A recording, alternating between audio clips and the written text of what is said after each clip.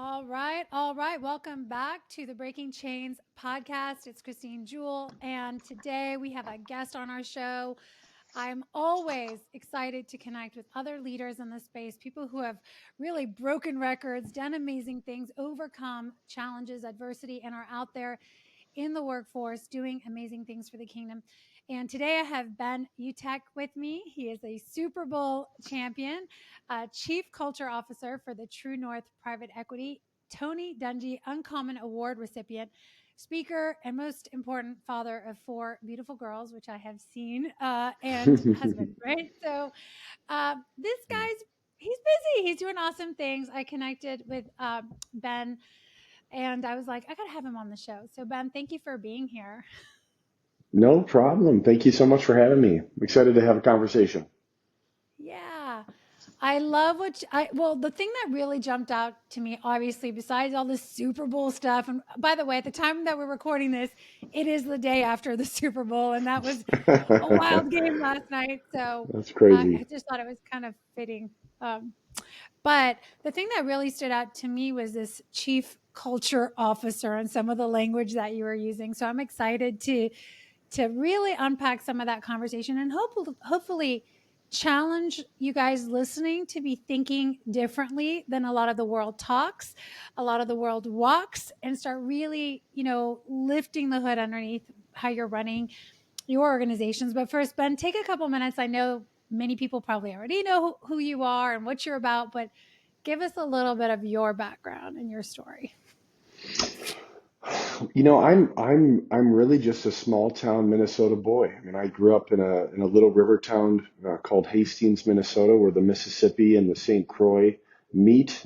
St. Croix comes right down out of the southern tip of Lake Superior, and then you can take the Mississippi all the way down to the Gulf of Mexico, right? So it was great growing up in a community that was so close and also celebrated sports. I also grew up as a pastor's kid. My dad was a Methodist pastor Mm. for well over 40 years and grew up in the church and was shaped by the church in so many powerful ways and really by my dad's leadership skills and fallen in love with the power of speaking. My passion for speaking, my degree, which was public speaking, all came from the seed that was planted watching my dad use words to positively transform people. And I knew that I wanted to follow to those footsteps in one way or another. And that's where the Lord took me. But sports and music were the two equal passions, and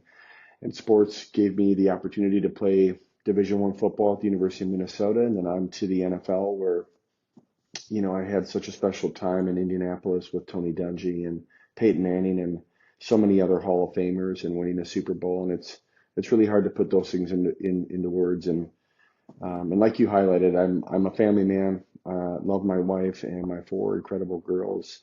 My wife calls our house the estrogen ocean, and I'm just a boy buoy, and I'm just trying to keep my head above water. So, but I love it. I do love it.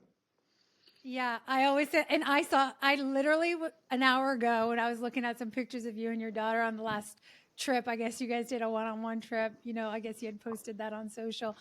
I was like, man, he is swimming in the estrogen ocean. So your wife and I speak the same language. Also, because I have a son who, was with me and the girls, and he was always swimming in the ocean. That's awesome. But also, I love that you brought that up because I forgot to mention that you are also an award nominated singer and you got to serenade Muhammad Ali. I'm like, this guy is a renaissance man, y'all. He is a renaissance man. Are you still singing? Yes, I do sing. I've had a pretty successful Christmas show here in town for the last decade. Um, my introduction into the Christian music scene came when I was speaking at a youth event in Anderson, Indiana, after I had signed with the Colts and after I had given my testimony. This incredibly energetic and happy blonde woman wearing a Peyton Manning jersey ran up to me and she had a notebook and she said, "Oh my gosh, I'm the biggest Colts fan. Would you please sign this for me?" And I said, sure, who do I make it out to? And she said, Sandy Patty. And if you don't know Christian or gospel music, Sandy Patty is the most decorated artist of all time. She's even, I think, in the top three next to Celine Dion and others for the all-time most decorated female singer. And so here Sandy Patty is asking me for my autograph, and I handed her the notebook right back and said, no, you need to sign this for me. And but she opened up all the doors. She became a mentor and kind of a second mom to me while I was in Indiana by myself, and so that's what gave me the opportunity to use my voice in a different way, which was a lot of fun to break stereotypes. I love what you just said, and I want to make sure that we highlight it because it's something I talk about a lot on this podcast is that God opens the doors. We're always trying to shove the doors and create the opportunities and get on that platform. But I love your story, and I love the fact that it's a great reminder that when we're just serving well, wherever we're at, we're doing our thing, we're doing the best that we can wherever we're at. And I believe, we're doing it to glorify God. He will position us and he will open the doors. And I love that because at the time, did you know that you were going to be singing and doing all this stuff? Like, did you even know that that was the calling in Not your at life? that level. No, not at that level. But I totally agree with you. There's an Old Testament scripture that says, "Who I have placed my hands upon, let no man put asunder." And I think it's to your point. It's Mm, when the favor of the Lord is on you, all you have to do. Sandy always told me, all you have to do is keep walking. Just put one foot in front of the other. Where one door closes, just keep walking. Keep your gaze on Him, and another will open. It's just really good. it is really good. I just really want y'all to just sink your teeth into that because I know there's a lot of people stressing out. I know in the leadership I work with as well, it's just like, oh, what are we going to do with the economy? What are we going to do with our teams? What are we going to do? What are we going to do? And we put all this pressure and the burden on us of doing the work that God says He's going to do instead of doing the work that we're called to do. Yeah. And so I love that. And also, the other thing I wanted to highlight before we jump, I have not created 6 albums, by the way, and I have not serenaded any famous people except for the Holy Spirit. But I will tell you that as I got closer to the Lord and I started trusting and yielding and healing a lot of the things, I had a lot of issues with my voice growing up. I had nodules. I had Mm, I had surgery because I grew up in a household where I did not have the same leadership that you did. We had a lot of abuse and addiction, and I was always having to mm, scream to be heard or felt like I was screaming. And I wanted to share that with you guys because for so many years I would have these dreams that there was a noose around my neck and I would wake up trying to yell and I could never speak, and communication was always so challenging for me. And as mm. the Lord started to heal my heart and the wounds of the past, I tell you that the tone of my voice changed and I started singing. And I have also recorded songs since then, but Let's I've not go. officially released any of them. But I think it's so cool that He wants to work on every area of life. And so when I said, like, you're a Renaissance man, I'm a Renaissance woman, every single one of us has so much potential to go beyond just, not that, if you're an athlete or if you're a leader or whatever you are, that like you are so much more than just that Mm, one role. And it's mhm. cool to see you there. So thank you for Y- sharing your voice. Yeah, well, and I think, yeah, I'll tell you, and we can get into it too, but it's the weight and the burden of vocational identity upon men and women is incredible. And I didn't quite understand what that weight would feel like until I had to retire because of an injury, and all of a sudden I'm thrust into the real world at 30 years old.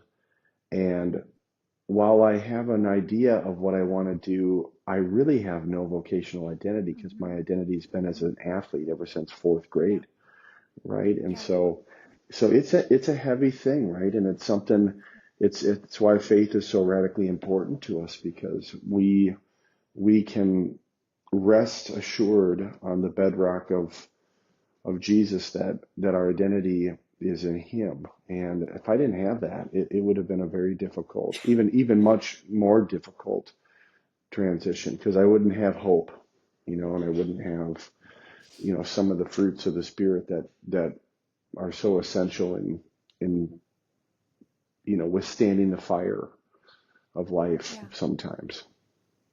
I thought that was actually a really great segue, and I love how we just got totally set up for that, though, about the Cool. weight and the burden. I just love it because I didn't plan that, and neither did you.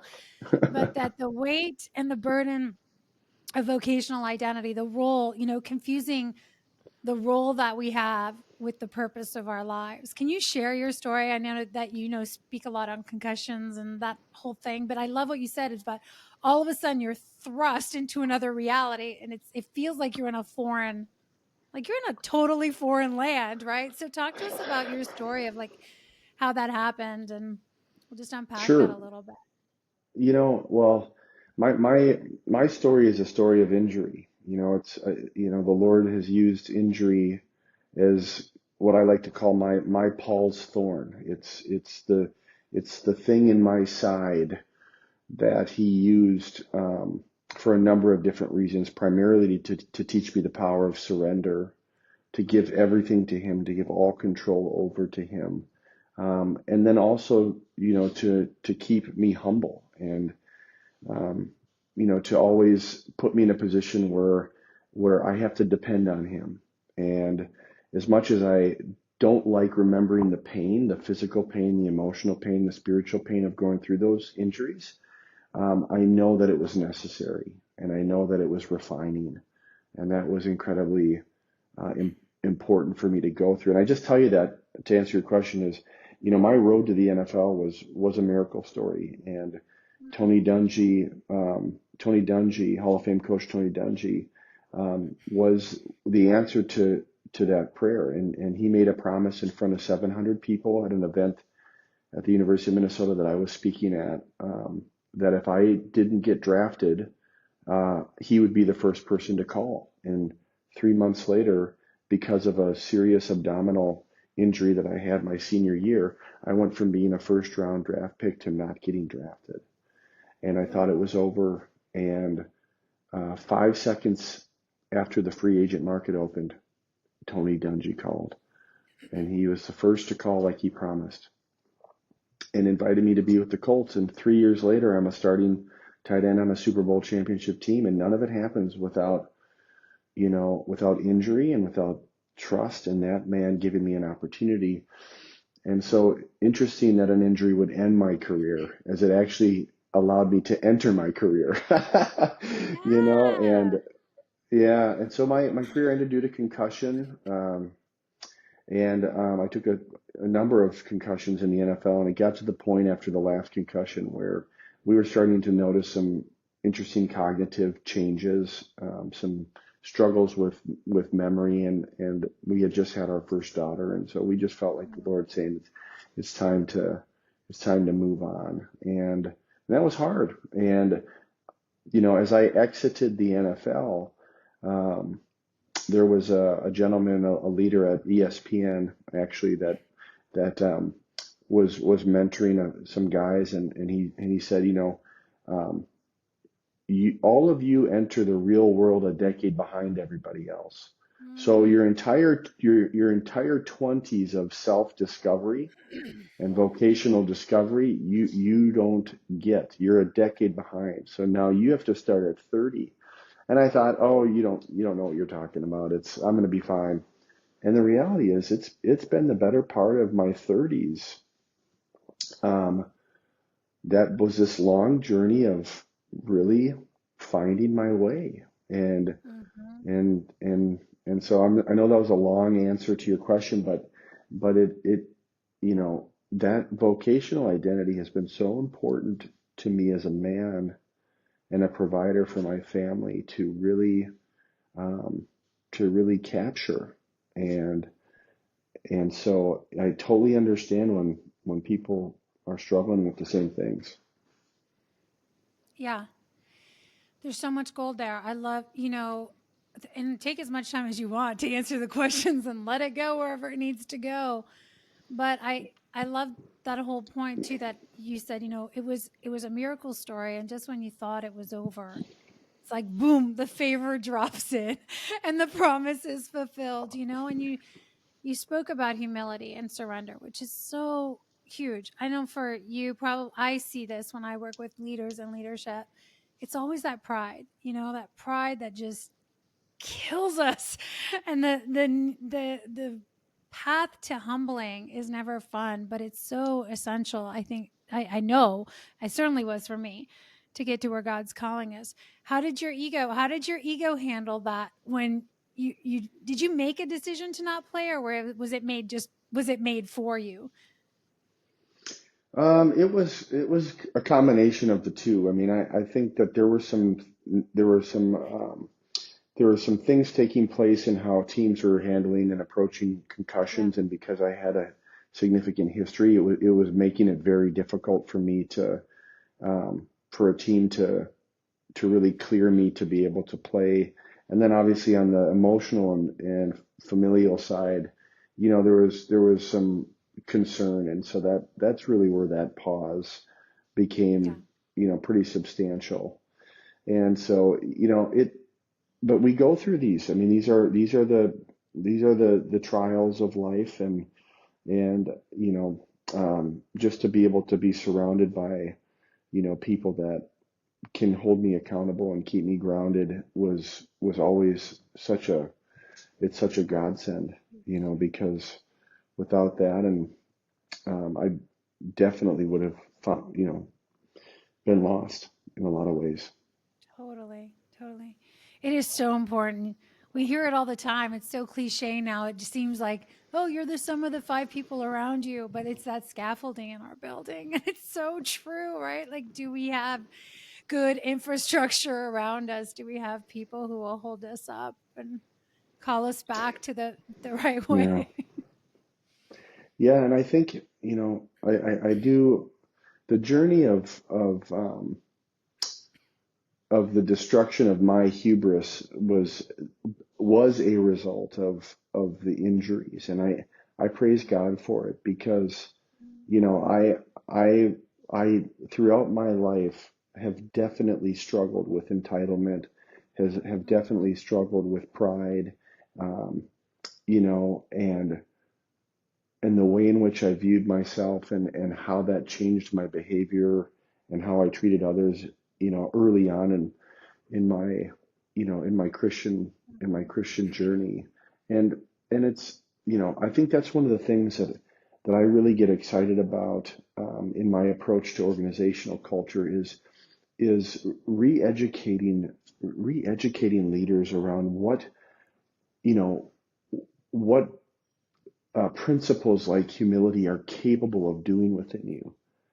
Yes. Humility is not a weakness. I mean, I think the insecurities of the prideful leader, um, they they distort, you know, what these amazing principles actually are designed to do. And humility is really a quality that allows you to build trust and commitment and loyalty and devotion, and um, such powerful principles that drive performance. And um, it's the same with not just humility, but also your ability to commit and to follow through on what your roles and responsibilities are. And there's so much fruit there if you're willing to go down that. Vulnerability is a big one too. I mean, vulnerability is opening yourself up to being emotionally wounded. But when you are willing to open yourself up, you create lanes of connection that you otherwise would never be able to have. And so while vulnerable might feel like a soft skill or a weakness, when it comes to actually connecting with another human and building a meaningful relationship and a trusting relationship, it is radically foundational, Yeah. right? So it's Totally. re-educating the mind to think, to kind of think through that more biblically. Totally. I love what you said. Vulnerability is opening yourself up to be emotionally wounded. Because that's really the thing, is so many people trying to protect themselves from that next bad hire, or losing another millions of dollars or that next contract. And so we just start making really foolish decisions. And I know that, it is not rare the time that the conversation around principles comes up and somebody's holding up their core values and going, yeah, we got them right here on a piece of paper. And I'm like, yeah, how's that going? Lived out inside of the organization, right? Principles and running an organization. So I love what you said. And, I wrote this down, or I snagged this off your website, but you will always have a culture by design or by default. Whether you think you think you're not, you are designing a culture. It is by design. It may be conscious, it may be unconscious, but you are creating it. So I fundamentally, I say the atmosphere of culture is the same thing, but really what would you say the first step there is for someone who's like, okay, we got chaos, dissension, disorder among the ranks. We got refereeing going on. The CEO's playing the referee, which is often the case when people come also talk to me. And they're spending all their time putting out fires. Like, Yeah. oh, how do we start to reclaim the territory or take back the ship? Yeah. That's a really good question, and there's probably multiple answers to it that could be applicable. I would say that the path that I'm on, that I feel like God has really called me towards, is to disrupt the typical mission, vision, value statement.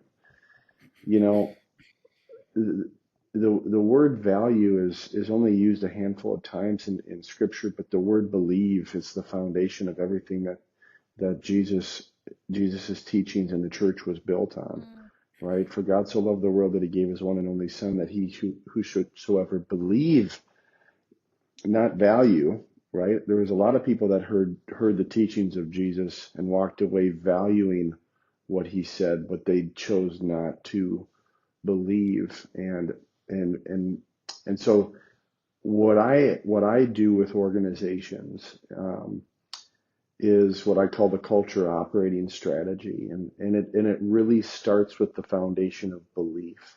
So we come into an organization with our behavioral assessment um, platform, and we assess leaders. We coach leaders individually, work with them in a team workshop setting, and then help them discover what are the core non-negotiable beliefs that drive the values. Because a value is an empty vessel if you don't apply or attach the belief to the value. And in order to do yeah, that, you have to go way deeper, to your point, yeah. way deeper than just a value statement.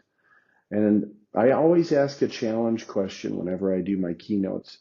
And I'm always a little nervous to ask it because the leaders are always in the room. But the question is, how many in the room can tell me how many values are on your about page on your website that describe your company culture? And most of the time, nobody, yes, like nobody can, not even the executives. Yeah.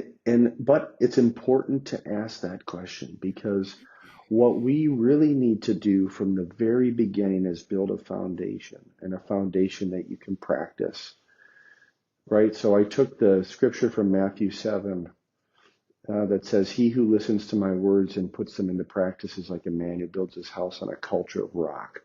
The winds blow, the Mm-hmm. rains fall, but the house Mm-hmm. stands. He who listens to my words and does not put them into practice is like a man who builds his house on a culture of sand. The winds blow, the rains fall, and the house crashes."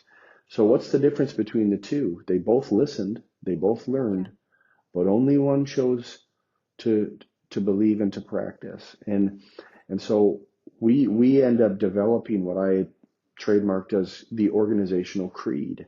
And it really is, and a creed is a set of beliefs that guides the behaviors and actions of people. And so I would say that one of the answers to that question could be that we are going to help an organization build a culture, onboarding, and educational system that is built on their non-negotiable beliefs.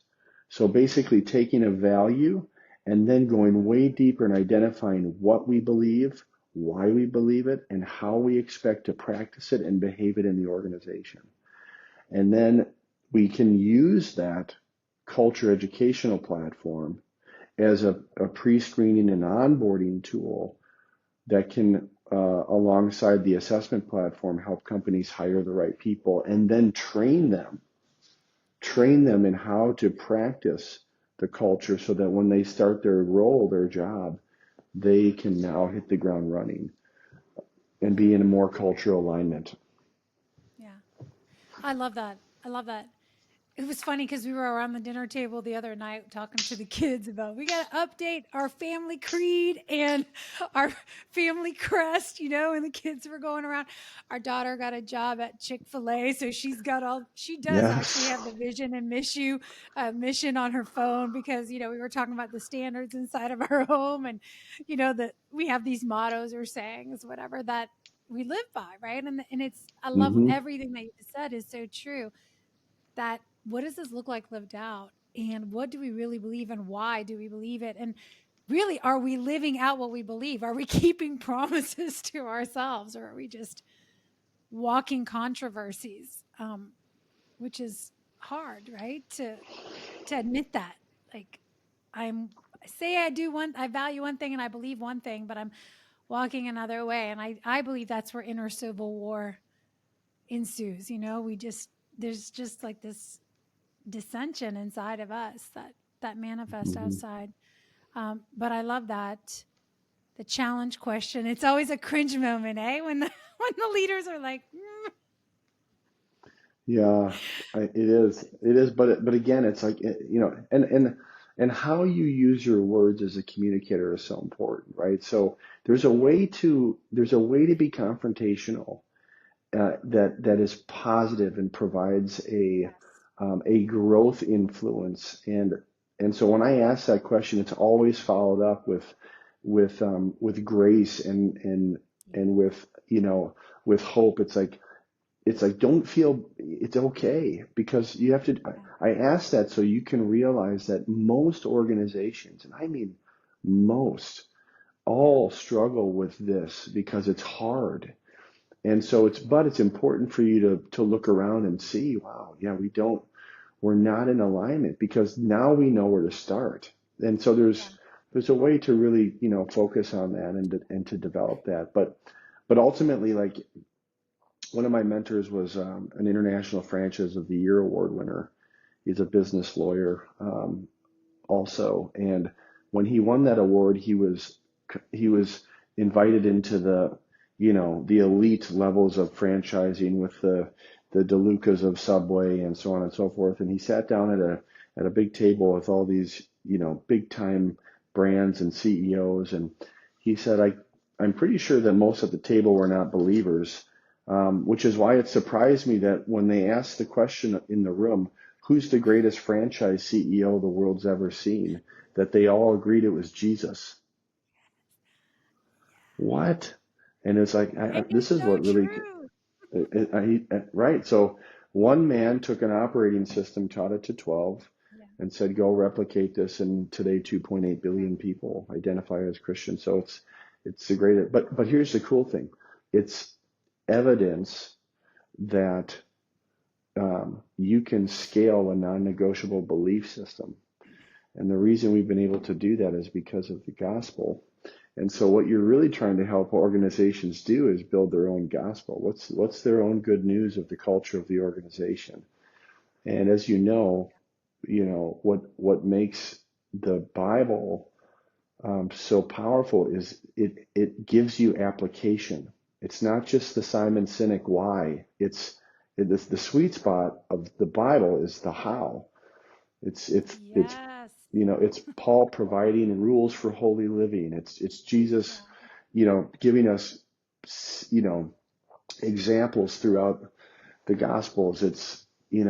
So it's the how is so critical because as an athlete, I can never improve and I can never help my team be successful if I don't understand the how. And the better a team can give me the how, the more it sets me free to be the best that I can be as a tight end.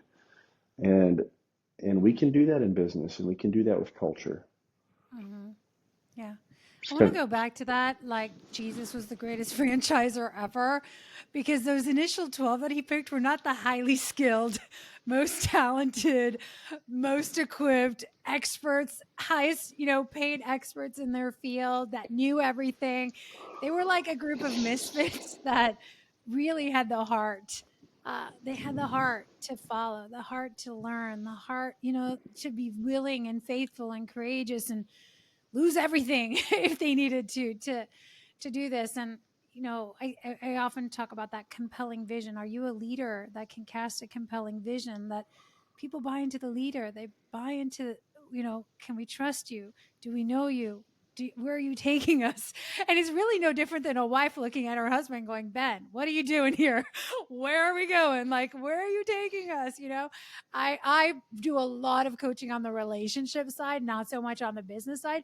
I end up working with a lot of leaders that reach out because usually their marriage is upside down or something, because they've been so focused on growing that at the cost of their marriage, and they wake up and they realize, oh shoot, he, I hardly know my wife anymore, and my daughters don't want to hang yeah, out with me, and super sad. But I often find actually that the way they are leading in one area is like totally parallel to the other. And the question I always ask yeah, is, where are you going? Where are you taking your people? What, like, do you have moral authority and influence over them? Like, are you walking the talk? And I want to go back to a couple things that you said, because first of all, yes, yes, yes, to Jesus being the greatest franchiser. And I was having this conversation the other day actually with someone where I was like, sometimes we only know one face of God. We know God the Father or Jesus the Savior, but we don't know him as like a leader or a business owner, or how even how he rested and his rhythms and cycles. That was a huge thing for me, was really going, getting rid of this whole hustle culture in my life. Was like, okay, hold on a second. Jesus left. He went into the forest and the wilderness. He had big spaces of time where he was with the Father, and he left the disciples and he left his team. He got away, and then he had his core inner unit, and the three that he was closer to than the 12, and closer to that he was to the 70. And so he really models, he modeled so much for me, the rest and rhythms and cycles of needing that time of solitude and prayer, and going back to get clarity and connected to God. And it was so cool. So I just wanted to double tap that, you guys, that you know we got to get to know more faces of Jesus and of God, and like see him in all things. How does he handle finances? How does he speak to us about doing that? Like leading people. And it's so much deeper and wider. And so I 100% agree that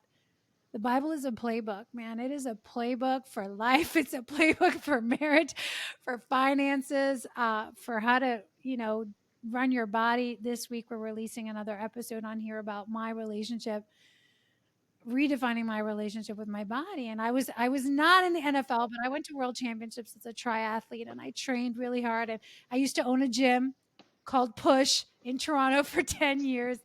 all And right, everything in my life was about push, baby. Like everything was about second place is first loser, and really having to redefine what even like is the purpose of our body according to the kingdom. And we want to keep it in excellent shape, but there's so much restructuring that happens. Actually, that was another thing, because you also have those ninja gyms, right? So did you start those? Are you a franchise owner? Like, what is your piece yeah, in the ninja? yeah. So part of my portfolio is just as an entrepreneur, and um, I became part of the ownership group, the franchisor group of Conquer Ninja Gym. So if you've ever seen American Ninja Warrior, we franchised it, and we're the leading brand in Okay. the country. So if So it's been great. And but here's an example. That's not a Christian company, but what we mhm. did is we built out their organizational creed, um, which is a document that's about 18 to 20 pages, and it goes through seven non-negotiable beliefs: integrity, perseverance, empathy, humility, grace. Wow. And we build those out, and now we use that in our pre-screening process of franchisees and in hiring every employee into the company. And then we've turned that into that culture onboarding and educational system. So our hiring is increased, our retention is increasing because we're creating cultural alignment at the very beginning, right? And that's ultimately what's really cool. Now, I'll tell you this, as adults, we think that we can just go and jump on those obstacles. There's just no way. There's no way. It is There's no way. hard. You can't. Those No, rings like where you have we, to like yeah, swing with your yes. rings, it's You like crazy. honestly, the rings took me almost a month of before I could build up the grip strength to actually carry my body on those rings. So, you know, I just love adults think that they could just dad. It's funny when dads sign up and they sign their waiver and they just go thinking that they're just going to be able to do what their what their kids can do, and then the next thing you know, torn ACL and they're down. Yeah, rotator cuffs, all the thing, right? Yeah. But is there one in the Raleigh area? I live in Raleigh. Not yet, but I do have some interest in Charlotte to bring the brand to North Carolina. So Mhm. I that would be fun. It'd be good. It'd be good. Yeah. It'd be a good market for it for sure. Yeah. I feel like we need something like that around here. We just I shut down my gym and I took all the equipment. I have this Yeah, awesome 3-car garage that is a great home gym and we have a awesome gym in our community, but I'm like it's so different when you have a place uh to go and you get to play. You get to like play and challenge yourself, and be a kid. Part of it is a play, honestly. It's just so awesome to be yeah, testing your body. And that's part of redefining. Anyways, we deviate from the conversation, but not really. So I want to go back real quick to what you were talking about, because I know one of the pillars or the things that you talk about is championship language. And I also mhm, am really just, I mean, I talk about conscious language. And, I heard you say, I think it was in one of the videos that I watched you, is every single word that comes out of your mouth needs to carry weight because every word does carry weight. You're always creating. I would say, we're always casting a spell or a blessing. We're always creating or destroying with every word. But I want you to talk to us a little bit more about championship language. What does that yeah, mean? What does that look like? I mean, obviously we're using these sports analogies, but how does one change that language when it's sure. not their language of, that they're familiar with? Yeah, no, it's so good. So yeah, what does it mean to be a champion language user, right? It's a communicator. And it really is the belief that every single word matters. And it matters now in our worldly culture more than ever because C.S. Lewis said that subjectivism will be the fall of mankind.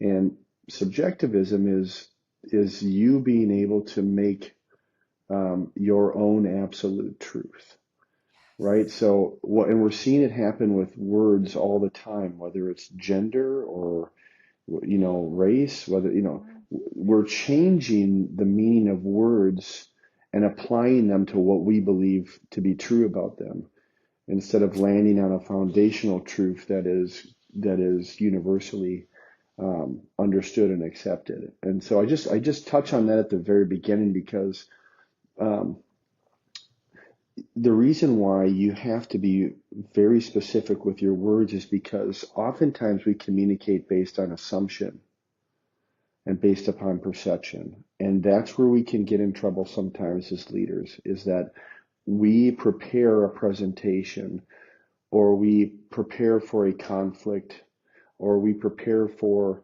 and we do it through the lens of assuming that everybody will just hear the words you're using and understand them the way that you intend Mhm. them to be understood. And a lot of times I've just experienced that conflict, tension, misunderstanding comes because people are applying different meanings to words, Mm. right? And they're because of insecurity, they're struggling to ask the right questions to get clarity around what those words mean. So Mhm. in the NFL, it was we called it the language of Manning, and Peyton Manning is known for having the most intricate audible system in NFL history. And every single word that you hear him use on the field has a very specific meaning. And people like to think, well, he's doing a lot of that for show to mess with the defense, to confuse them. And he is, but every single word actually meant something very specific for every single player on the offense. And so when he was speaking to us in all of this code language, um, every single word was telling us exactly what to do to be successful on that play. And if we didn't know exactly what every single one of those words meant to Peyton and understand them the way that he understands them, then we're never going to be an efficient and successful offense. And that just got me really thinking about my relationship with the Lord and the, with my relationship with leaders and becoming the best part of me that I could. And I realized that it came down to three things, and it's content, purpose, and delivery. So what are you saying? Content is what are you saying, right? Really being objective around your purpose, right? Which is the second, content, purpose, which is why are you saying it?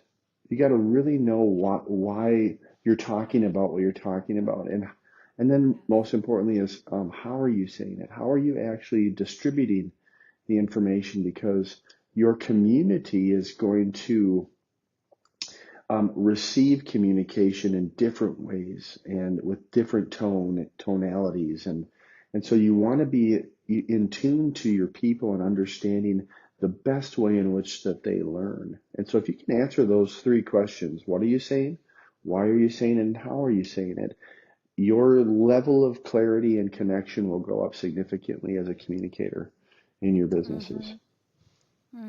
I love that. What are we saying? Why am I saying it? Oh, I would say, what is the purpose exactly of this discussion? And yeah, it's a great question, and I think you said it too, and I'm constantly like, learning to ask better question is an art. Learning to ask better questions. It is a ninja skill. It's an art. And I was just having this conversation the other day between a CFO and a CEO that were having communication issues, and it was about like, I'm not sure, I don't want to ask for clarification because I don't want her to think I'm incapable or whatever. And it's, we have this like hesitation around asking clarifying questions, A, and B, even knowing what to ask. So talk to me about that, because I know that's one of your things too, is ask better questions. Give me some examples. Like what does that even Sure. mean? Well, I think the first foundation of is creating a culture that celebrates the pursuit of knowledge, right? And so you want to bring alignment and you want to create unity, which will provide really a sense of safety.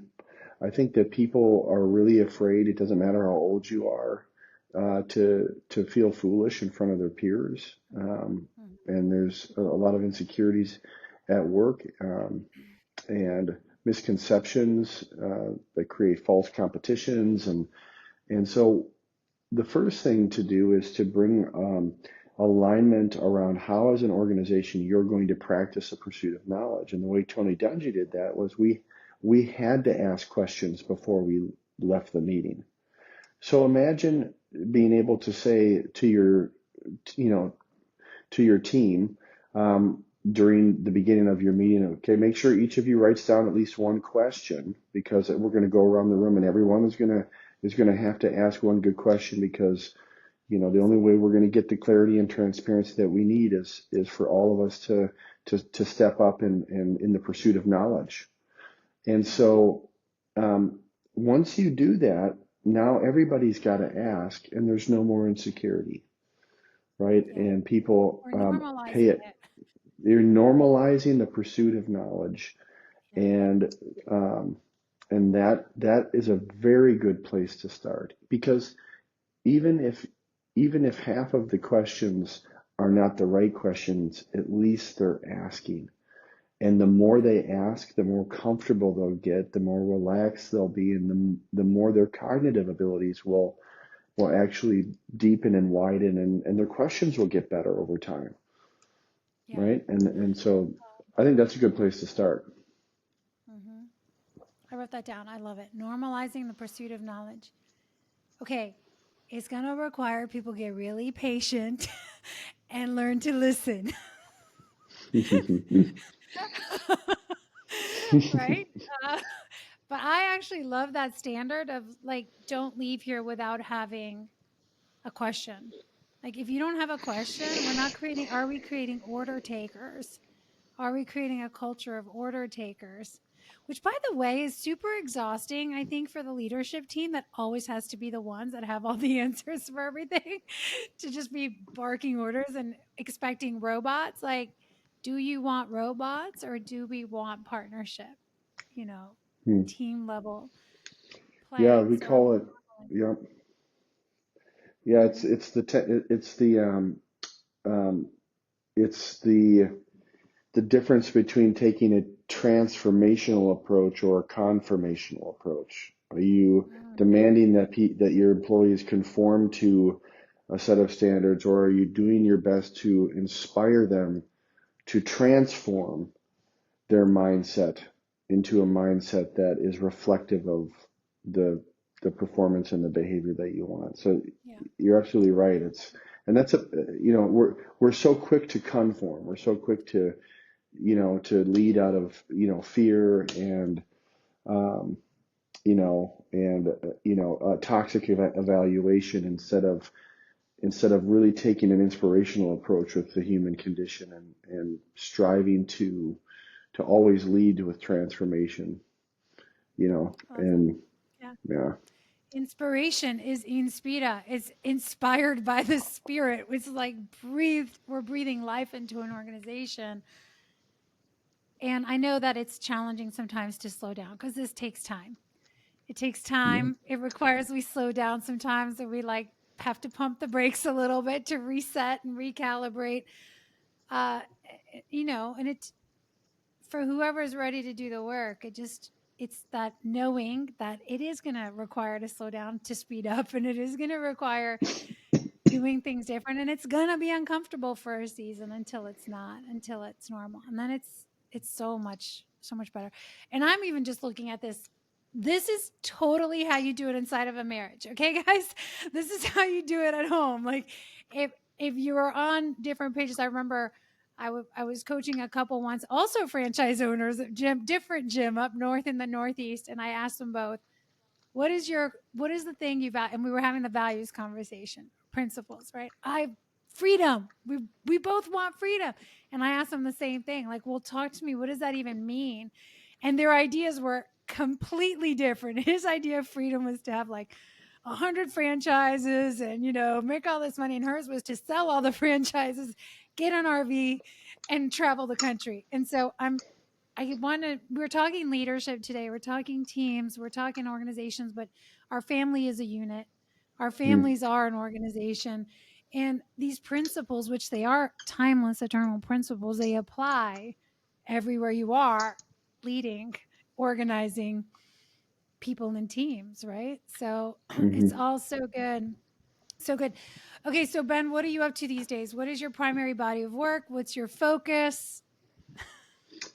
Yeah, so I mean, I would say my primary focus is organizational culture. So I launched the culture operating strategy, and so we're bringing that program into organizations, and that's the website cultureoperatingstrategy.com.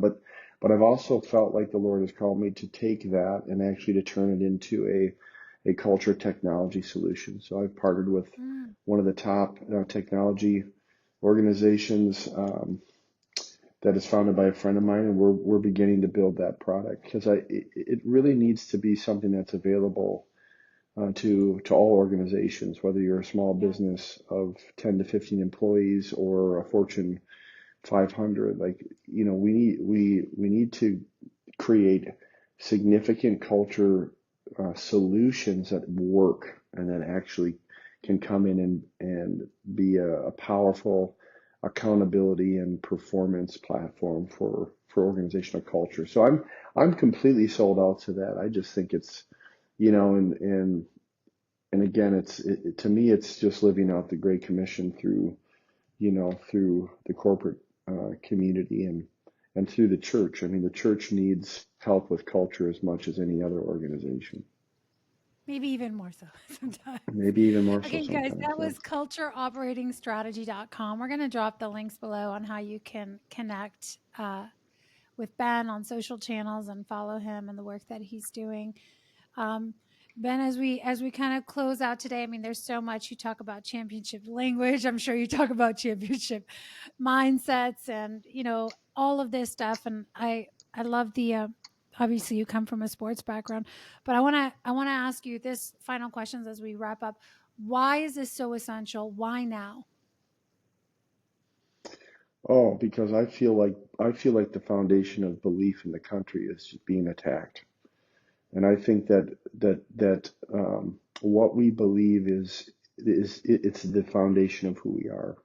And so I really think that it's such a powerful time to really pour into the foundation um, of belief and truly understanding ourselves better and our teams better, um, and then making decisions out of that um, that provide practical, tactical application so that we can grow and develop ourselves. And ultimately, that's what discipleship is, right? And Yeah. discipleship is what brings us closer, to in our relationship with the Lord. And so I feel like that's probably at the core of it. Is we're called to be a reflection of Jesus, and Mhm. there's no better way to do it than to practice what he asked us to, and to believe. Even Yeah. Ted Lasso has the word believe above his door frame in his in his Really? office, right? It's a big Gosh. thing. I mean, think about that. Think about the success of that show, right? It had nothing to do with religion, but yet they still chose the foundation of faith, and Yeah. that's belief. I mean, because Yeah. it's powerful, and if we can capture it, we can improve the human condition of all who come in Amen. contact with it. Yeah. Amen. Amen. Amen to that. Like, what do you believe? I could not agree with that more. The fabric of belief and faith in our country, in the world right now, is really thin. It's fragmented. And we need leaders, we need men and women who are willing to champion. To be champions of this, to stand for something. It's a very countercultural world, that we're living in. We have to. Somebody's got to be the trailblazers that are going out there, and if he is for us, who can be against us? Really, that's it. Will we be Yep. courageous enough? Will we be faithful enough to live it out wherever we are? And I do believe wherever you are, wherever God's planted you, that's your mission. That's your worship. So, Ben, I want to thank you so much for being here, for taking the No time to problem. have this conversation. I'm going to drop the links below in the show notes. Those of you listening this, those of you watching on video, check these out. Make sure that you get connected to Ben. And as always, if this was an impactful conversation in your life, I want you to just hit forward right now. Send it to people inside of your leadership team, inside of your organizations. Like, who needs to hear these messages? Like, we need to be conduits of not only consuming, but spreading the message, right? And everybody can be part of it. You don't need to have your own show. You don't need to, be standing on a stage to be passing the message along.